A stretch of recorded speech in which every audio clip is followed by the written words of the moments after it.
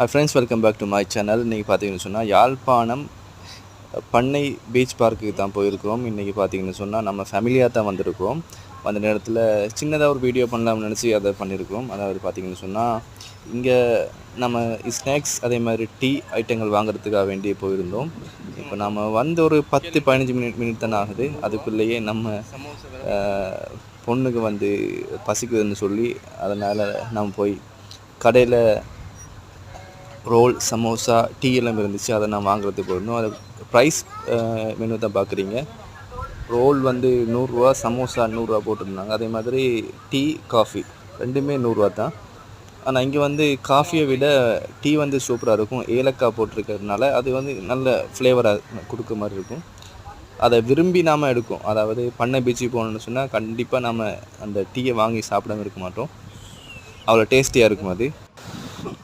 பார்த்தீங்கன்னு சொன்னால் இந்த இடத்துல தான் நாம் வந்து காசு கொடுத்து நமக்கு தேவையானதுக்கு பே பண்ணி போட்டு அந்த பில்லை வந்து மற்ற ஷாப்பில் போய் கொடுத்தேன்னு சொன்னால் அவங்க அந்த பில்லை பார்த்து போட்டு நமக்கு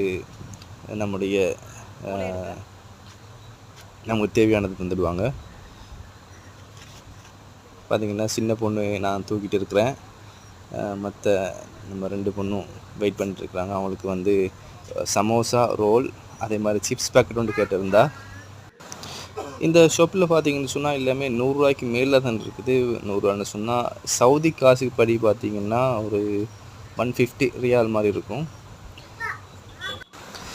அதாவது ஃப்ரெண்ட்ஸ், இப்போ யாழ்ப்பாணத்தில் பார்த்திங்கன்னு சொன்னால் நல்லா கூல் கிளைமேட்டாக இருக்குது. இதுக்கு முன்னாடி ஏப்ரல் சீசனில் பார்த்திங்கன்னு சொன்னால் ரொம்பவுமே கடுமையான ஹீட்டாக இருக்கும். நமக்கு ஏசி போட்டால் தான் இருக்கும் இந்த மாதிரி ஒரு நிலைமை இருக்கும்.